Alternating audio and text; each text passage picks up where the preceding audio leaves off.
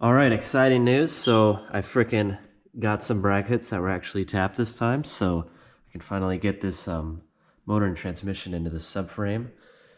And then once I have that all put together, I'm gonna roll it underneath there and get it all buttoned up, or just kind of, you know, put in here. And then I'm also gonna be working on that firewall patch. Definitely gonna be nice to be sure before I make the patch that everything's gonna line up as planned. So I am a little sick, but staying on it. All right, so super simple with these brackets. It's just got these bolts, and then you just have to drill one of them. It uses these three are existing. Then you got to drill this out, and that these 4 bolts hold on these clamshell mounts. So if you look here, let's see if I can grab it. So this goes onto here like this. And then it's got a through bolt that goes through right there into these mounts. So super heavy duty and should be nice and sturdy. And then you just gotta, then I gotta put on this cross member, and you gotta drill. So it has holes, provisions for the old cross member, but then you gotta drill, I believe, 2 holes through this way. And then we can plop that guy into here and roll it in there. All right, so I got these mounts on here, look really nice. And same with this rear cross member. So this thing's freaking bracket city. So it's got a bracket down here that goes this way into the subframe, and then a normal one that goes downward. And then obviously it has this big, you know, trussed out cross member because it hangs a lot further back. So there's a lot more, you know, pushing down that way. Most cross members, it's usually maybe has a little bit of a dip back, but definitely nothing quite as radical as that. And then it also has, it's interesting, it has this plate that kind of brings, you know, or it has a bracket that brings like the mounting plate down to, you know, this transmission mount, which I thought was kind of cool. So, yeah, I got these ones on. So it's basically ready to go in there once I get these holes drilled for the, you know, for this cross member. And then I can plop that guy in here, and as I said, get it into the freaking car over there. All right, so I got the holes drilled in the subframe, got all the bolts in there, so it looks really nice. So now the mission is to raise this thing up. I'm gonna use the lift, so probably this metal thing that comes with it, and you know, put a chain over it and lift it up, and then put that on jack stands, and you know, lower this whole assembly onto there. And then I think I'll just leave it like that until I get, so I gotta sandblast these springs over here and paint them. And then there is a guy machining my spindles so that, I don't know if I showed you yet, the brake bracket will fit on there. So once that is done, I can put the whole front end together for the most part. Still gotta work on the steering, but you can kind of have it on its wheels again. And then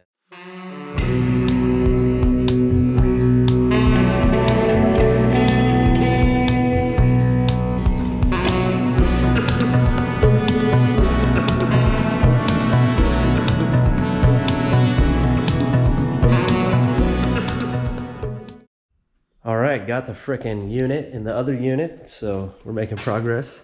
So this is definitely kind of a big step, and then as I said, get this front suspension together and then roll it underneath here. So I'm happy, making headway. All right, as much as I want to wait to get this front end on here, I think I'm just gonna throw it underneath here so I can get to work on this firewall, because it sounds like it'll be a few days till I can get my spindles back. So I think if I put this on jack stands and use both the jacks, we can definitely get this underneath there. So gonna be sick.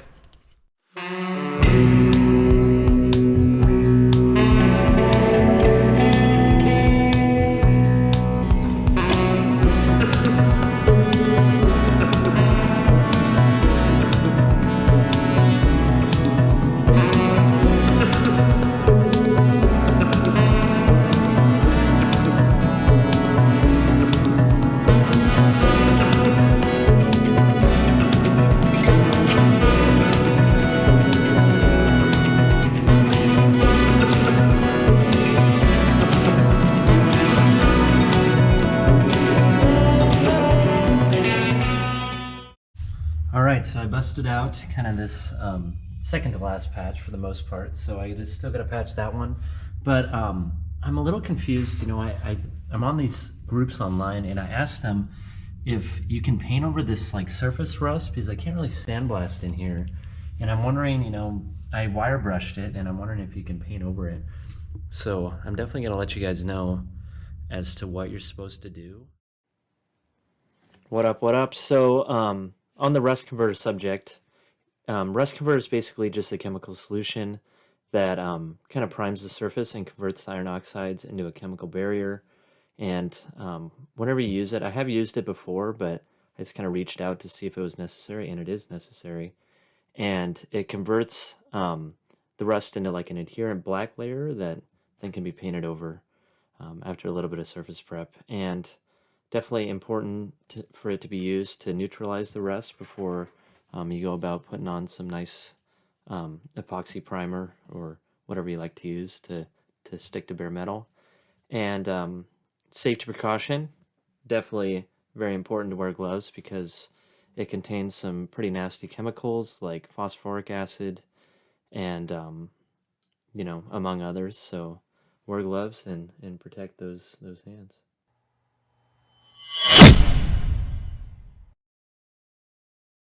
All right, time to frickin' jump on this firewall patch. So I'm gonna go right on the seam, and I plan on kind of cutting these spot welds, and then, you know, I was thinking about going on the screen line, but just actually making a piece that's gonna go right on the seam, because I think that's gonna make it kind of the easiest way and the least amount of, you know, Bondo work that I'll have to put in there. And then also cut here, and probably in here I'll make it so I cut it here and then kind of come out straight this way and make it, you know, nice and flat. So that's the plan. I'm gonna get to cutting it out.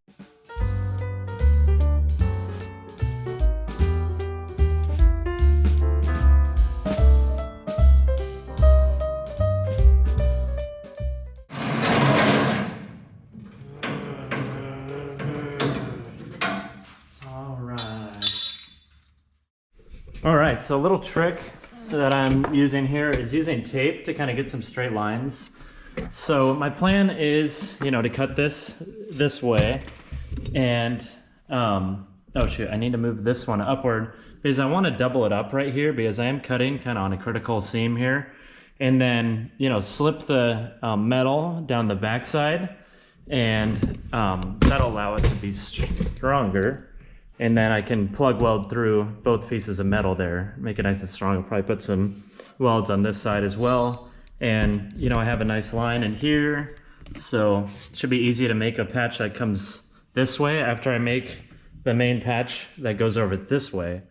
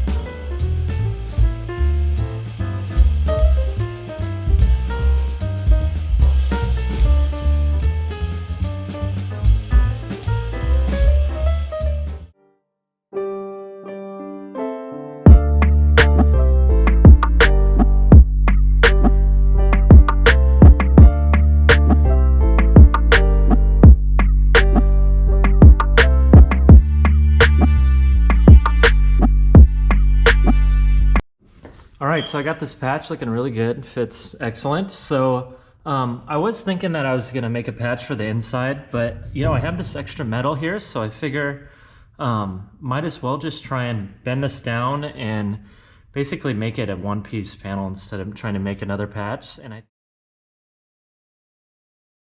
So I tried to use the torch, and I've kind of screwed it up. It definitely was not the right path because I feel like once it's curved like that, it wants to bow outward like this. And yeah, you can see I basically cut it off and went with the original method. So I was gonna pull the car out here, you know, out into the area out there, and then clean up the floor because as you can see, I've already wire brushed quite a bit of it, and I will say that you know, buying a good wire brush, what would it be called?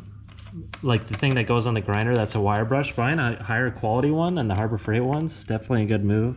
I can tell it's gonna last longer and works better. So for now, I think I'm gonna work on getting this motor and transmission back down to our other garage, so it's a little easier to move around, and then I can start assembling this front end.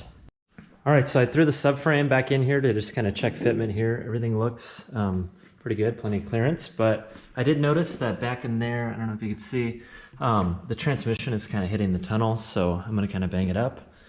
It's good I'm checking this before I end up painting the bottom side. And also, you can see this drive shaft tube. It needs to be moved back a little bit, and the thickness of this material holding it to the floor is also not correct. So I'm probably gonna put a tube in between these two cross members, and same with the other side, and use some strap with some bolts to kind of make it removable. All right, what up, dudes? So, been struggling to make progress on this Nova project, but kind of getting back on it. But I am gonna cap off this video here.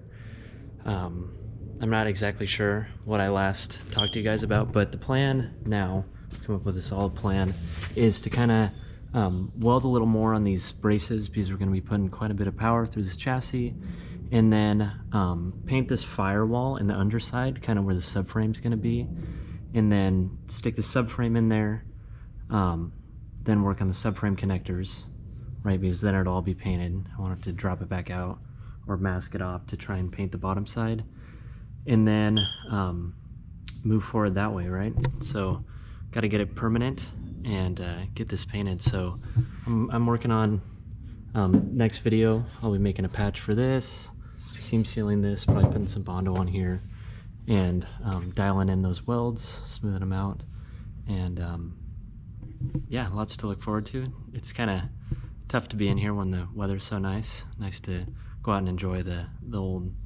Z28 clone, you know, old Z. So thanks for watching. Look forward to the next video, hopefully a little faster, and have a great day.